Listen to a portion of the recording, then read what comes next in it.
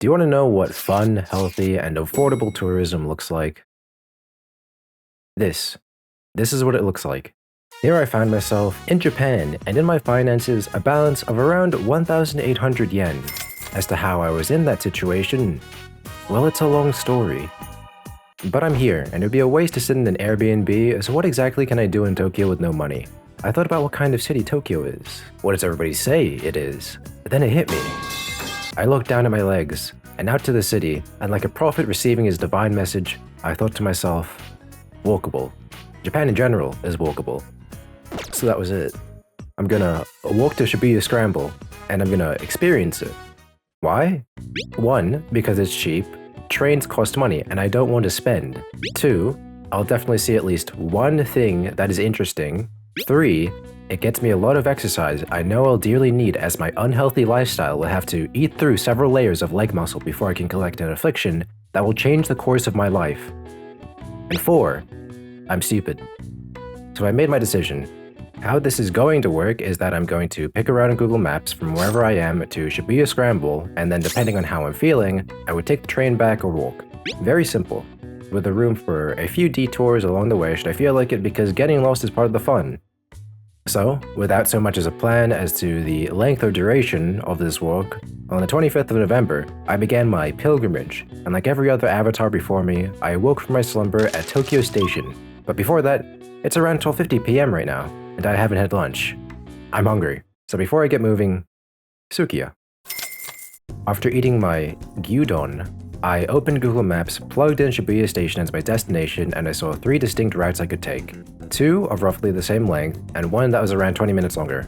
Looking at the path of least resistance, it looked boring. And as crazy as it sounds, it would disappoint me if this trip was just walking. So it was a no. The top path had the Imperial Palace, and if you're wondering what I was doing in the morning, I was actually just there, and I didn't want to retread old roads, so that left the longest route. I searched for what might be along it, and well, would you look at that? It's Tokyo Tower. I actually haven't been there yet. So that's what I decided on, the scenic route. Now, one thing to note is that to save money, I actually haven't been using a SIM card for my stay here. So you might be wondering how exactly I'm using Google Maps. I'm actually bumming it off of Tokyo's free Wi-Fi, which is actually really common in a lot of areas and has saved my ass multiple times. You might think something stupid, like, that isn't safe. What if someone hacks into your phone and steals your bank account details? Yeah? So what? I like to see them try. It's free entertainment for me and a lesson for them, letting them know there's always a smaller fish. Saying my goodbyes to Sukiya, I began walking. The first leg of the journey was split into the areas of Kyobashi, Ginza, Shimbashi, and Shibakoen. I have no idea if I pronounced any of those correctly. Firstly, Kyobashi. And oh my god, my eyes. It's a good thing it's autumn Japan, because otherwise, I would get sunburn and possibly skin cancer. I didn't see much here, but apparently it was home to the Capitol Bridge, which unfortunately no longer stands. But I soon made my way to Ginza, and ouch, my eyes again. Now I can tell you myself what's in Ginza. Luxury brands. Shimbashi is apparently Salaryman Central, but because it was 2 p.m., I didn't see any and assumed they were all gathering at the local beef bowl chain stores, which I honestly have a newfound respect for. Going on a tangent for a bit, when I arrived at Shibuya Station on my first day, a friend and I hit up a Yoshinoya for lunch. Now, at this point, to say that I was tired would be an extreme understatement. I had just done 2 7-hour flights from Australia with a 24-hour layover in Singapore. And during that time, I'm not joking when I say I think I had around 3 to 5 hours of sleep over those 2 days. Through my hazy vision, I stepped in, and then I saw stalls covered with salarymen in suits. I felt like at that moment I synchronized with them, being exhausted, hungry, and poor. The triforce of depressed businessmen in Japan. This was as close as I was going to get to the overworked Japanese man experience. So I sat down, looked around for how to order, saw the iPad, and tapped the screen. It's beautiful. An actual meal that is around 498 AUD with meat and rice and doesn't make you feel like garbage. Fuck fast food joints that sell you a combo deal at $16, excluding Moss Burger. With that, you could buy 3 fucking beef bowls. When that delicious beef touched my tongue, I was euphoric, elated, gleeful. As a poet once said, I became high on brain juice. Kasploosh. I didn't do the second part though. If you don't feel a certain high from eating a good meal for cheap, then I'm sorry. But I don't know if you can enjoy life as hard as me and the other 15 salarymen hogging these stalls. It was then I made up my mind. I would try the 3 notable beef bowl chains in Tokyo to truly test which one was the holy grail of the poors. Yoshinoya, Sukiya, or Matsuya. Having just had Sukiya, I think, comparing the two, Sukiya wins on domains of price, size, and taste. Furthermore, I personally like that Sukiya serves free refills of barley tea, but there's still one more chain.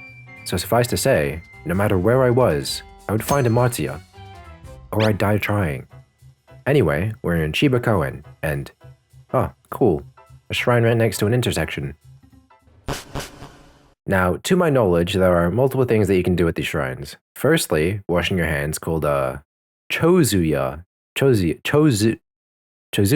But basically what I think it's for is for purifying or cleaning your mind and body before meeting the gods. The procedure is to wash your hands and then rinse your mouth. And these spots usually have like a little ladle where you can just easily pour water to make the process easier.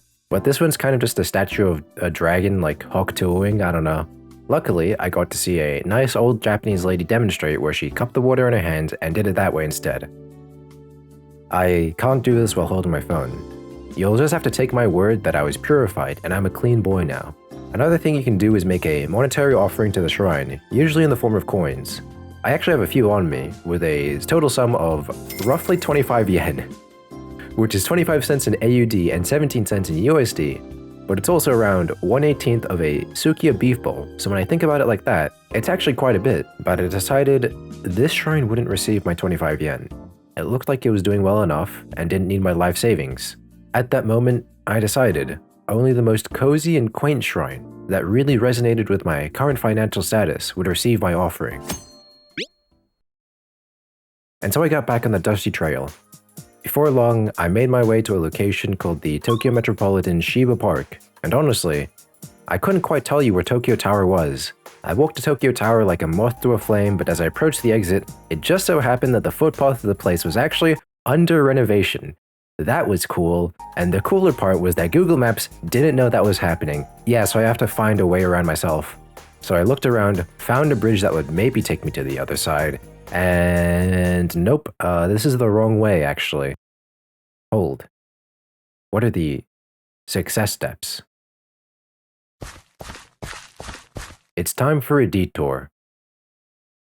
God damn. Those steps are massive. Well anyway, I started climbing. Apparently this shrine was made during the Edo period by Tokugawa Ieyasu to prevent fires occurring in the capital. Ironically, it was later burned down in the Great Edo Fire, but it was rebuilt so it's okay. The story goes that Tokugawa Ieyasu wanted plum blossoms from the top of these steps. Many tried and many failed, but one day a young man rode up these steps on horseback and was then named the greatest equestrian, leading to the belief that if you climb these steps on a horse, you'll find great success. I finally made my way up, and I gotta say, once you're atop the stairs, it really doesn't feel like you're in the middle of the city. And also time for another chozuya. I still can't do this with one hand.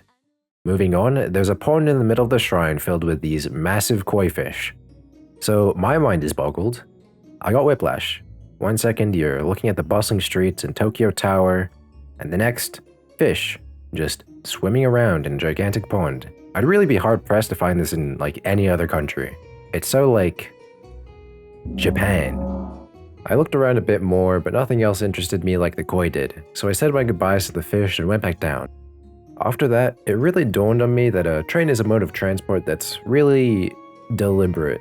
Like, I would already know where I want to go, I wouldn't be able to see what's along the path, and it's nice to have the choice to just get distracted and see something unexpected. Anyway, with a bit more walking and a lot more sun, I finally navigated myself to Tokyo Tower. Is it okay for me to say that this place is kind of underwhelming? I think the views I got walking to the place were actually better than what was inside here, because you have a bunch of tourist trappy stuff with anime around. But then I saw that there was an outdoor roof area, so I got to climbing, right after taking a piss. Now this was worth the walk. This view of the city ain't bad, But then I heard there's an area where you can climb up 600 steps to get to the top. And that sounds completely worth the walk. Fuck. Well, that sucks. But on my way out, I randomly got a really good view of a tiny waterfall along some rocks matched with the urban Tokyo Tower. And you know, if I had money, I would have never seen this. So in a way, this is sort of better than experiencing the top of Tokyo Tower, and yes, I'm coping. Now I call this next arc, holy shit, I really am just walking to Shibuya. Because that's all I did. The amount of residential district, narrow roads, and uphill climbs I faced had me feeling a certain way. At a certain point, walking was automatic for me. My legs started hurting a long time ago, and at this point, if I fell asleep, I'd probably keep walking. Here's a quick summary of all the places I passed. Higashi Azabu. Oh boy, here be houses. Azanu Juban. Oh city. Wait, more houses. Moto Azabu. I can visibly see myself walking slower in this clip. Good thing I have some water to keep myself hydrated. Wait, we're in Roppongi, and this is all I captured. Nishiazabu. Hey, multi-story housing and an uphill incline. Then, apparently, the Aoyama Gakuen University, but I think I just found the Coca-Cola headquarters. Which makes me wonder what exactly goes on in that building, because what sort of marketing can they do for one of the most popular soft drink brands in the world? Let's make Coke garlic. Bucket. And oh look, a vending machine that only sells drinks made by the Coca-Cola company. Now I would have liked some, but once I passed this tunnel, I would actually be in Shibuya. It had only been about 3 hours since I began back at Tsukiya. At this point, I probably walked about 10 kilometers, which is actually less than I thought given how spaghetti my legs feel. But I only had just a bit further to go, and I was finally approaching the scramble. Because if you hadn't noticed, buildings as far as the eye can see. And the more there are, the more Shibuya-y we are. Then, at last, I saw Hachiko, the dog that waited 9 years for his owner after he passed. But what that means is that I finally made it to the Shibuya Scramble.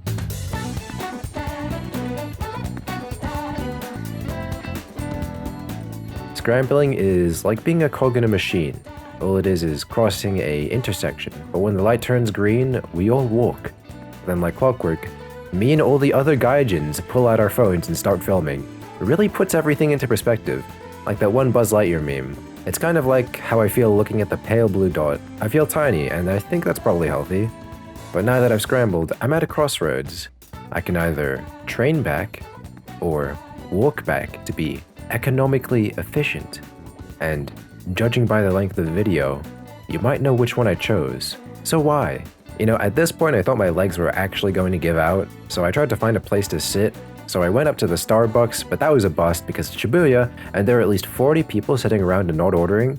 At this point I wondered where the Matsuyo was, but looking at the time, I thought it was too early, I wasn't hungry, and considering what I just saw, I would probably have to wait in line for at least an hour, and I didn't want to do that. But if I took the train back to the Airbnb, I know for a fact that in my general area, there's no Matsuya to be seen, and I would fail my fetch quest for a beef bowl. So it's accurate to say that the reason I chose to walk back was for a Matsuya beef bowl. That's it. So off I was as I waddled down the street. I would like to tell you about how Shibuya in the evening has a different vibe, but let me be frank. I couldn't think for shit. Because the next hour for me was a blur. Everything that crossed my brain was, ow, my legs hurt, and, oh, I should probably film something. Time flew by. I zoned out, passed by a few notable places, and apparently I made my way to a park in Shinjuku. No idea what it's called, but as I looked around, finally, something woke me from my mind fog. Hey, I think that's a spa. That would be really nice right about now. Then I did something I regret. I searched them up. I looked at their website. And dear God, if you've ever played Darkest Dungeon, there's moments where a character's resolve is tested when they reach 100 stress. That's me right now. And I did not succeed. Damn. I was having heretical thoughts like, damn, kinda wish I wasn't broke right now. But unless I magicked money into existence, this little whim of mine wouldn't happen. I just had to tech the mental hit. I had to move, get my mind off of it. Luckily, I didn't have to look far because there were 2 baseball stadiums right next to me, and as I got closer, I could hear. New idea. I want to watch a baseball game. A plan that was snuffed out as quickly as it was conceived. I didn't want to just walk in because I probably needed tickets, so the front door method was definitely off the table. So the next, I thought I'd find a place that was high up so I could look down on the stadium, but then again, I couldn't just stroll into a random building. I did think about it, but I didn't want the criminal plus broke double whammy. So, in the end, I had to accept defeat as I wandered off again. Well, time for an update. This was my situation. Still a long way to go, but uh-oh. The next stretch of the journey went through a really long residential street. You'd think there'd be nothing of interest here, but you'd be wrong. It's really unlucky that technology hasn't developed smell-o-vision yet through YouTube because this whole area was like the inside of a Japanese kitchen. Everywhere you could sniff, there was a fragrance of a homemade Japanese dinner. It made me really hungry. I had to get out of here. I tried rushing through the residential district, and weirdly the streets kept getting narrower until I reached this thing which I don't even think counts as a road, so I don't know how Google found it, but almost like Google Maps was leading me here this entire time. I stumbled upon a nice little shrine, kind of like the last little checkpoint before I headed back into city territory. But then I decided this is where I would donate the rest of my 25 yen. It doesn't look messed up, but it's a nice little quiet area that doesn't get a lot of traffic, so maybe they need the offering. And if you're wondering, the little hand-washing things turn off at night, but I would if I could. But now, I had to think about what I was going to wish for. Fortune? Health? Wealth, fame, power. If I said that not even one of those things crossed my mind, I'd be a liar. But above all, in the situation I was in, before I could even think of the words to wish for something else, with an empty stomach and an even emptier head, I thought to myself, fuck, I'm kinda hungry, wish I had a matsuya beef. Shit. Or at least that's how I remember it. And in my headcanon of wishing, there are no tixies backsies after I say the magic words, I wish. Otherwise, I'd be a coward. It was done. Even if it was just a passing thought. And that is what it is. Any further attempts would be futile. So I left. Then, I was back in the city, but as I was walking, I took my phone to film some B-roll, and on the street, on the tiniest little sign, I saw it. Not even 15 minutes later, I found it. A matsuya, just randomly, while I was crossing a random bridge. Not that they're rare, but I think the shrine deity in my mind anyway. I quickly got off the bridge and ran my way to the matsuya, and surprisingly, there weren't that many people sitting at each of the stalls, only about 5, but yes, they were all businessmen. So, I walked up to the counter, looked at the matsuya employee with desire in my eyes, and pointed to something on the menu. He then brought out a tray, and we kinda just stared at each other for like 10 seconds because I didn't know if I was supposed to take it, and he was saying something but I didn't understand Japanese, so I just grabbed the tray. Then, it settled in. And this was finally it. All this walking. It's all led up to this. Then another employee ran up to the counter and pointed at a gigantic self-ordering kiosk by the entrance. Oh, I've done a gaijin moment. So I put the tray back, said sumimasen, and did the walk of shame. Then I looked at the menu and couldn't find a gyudon, but instead a gyumeshi, which I assumed was the same thing and... what? Only 430 yen? What a steal! Then I had time to reflect. I thought about the journey, my path to the gyumeshi, and then it was interrupted because it got here within a minute. Cheaper than both Sukiya and Yoshinoya with the same portion sizes and the same taste. That settles it. Matsuya is the best beef bowl chain in Tokyo. Wait a second, what's that extra bowl for?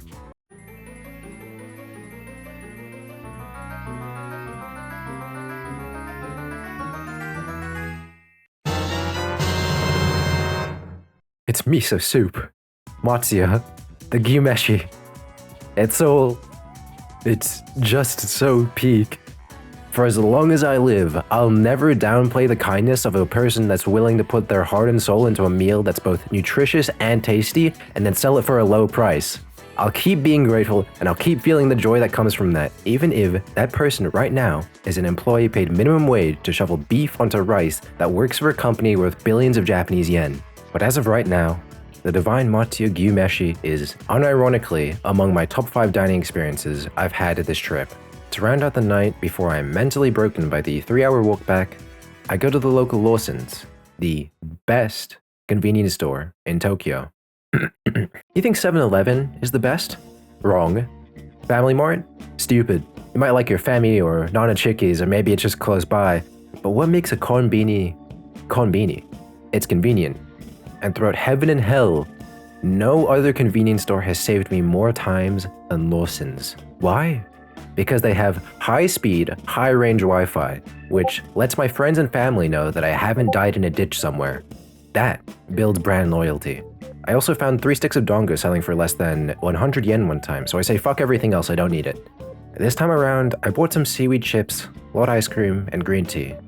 And with that, I'm officially broke, so I sat down at the car park outside and reminisced.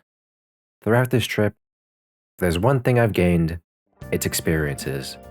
Not all good, not all bad, but experiences nonetheless. Looking back on my walk, I really don't have any experiences I'd call bad. There are many times I didn't talk about where I'd want something that was just out of reach for reasons. But those thoughts are outweighed by random encounters that you wouldn't find on a top 100 things to do in Tokyo list. Going to the success steps, watching the koi, finding some nice scenery, smelling home-cooked meals, vibing with a random shrine, eating matsuya. It wasn't on an itinerary, it's not an onsen, or Shibuya Sky, or fancy sushi. It was different, but it was also really fulfilling for some reason. Next time I go to a foreign country, I'm sure I'll do this again. Because if there's one thing I know that I'll get, it's experiences. Even if it is something like snacking outside of Lawson's next to a used cigarette butt and someone sick. Experiences, everyone. That's what it's all about. Experiences.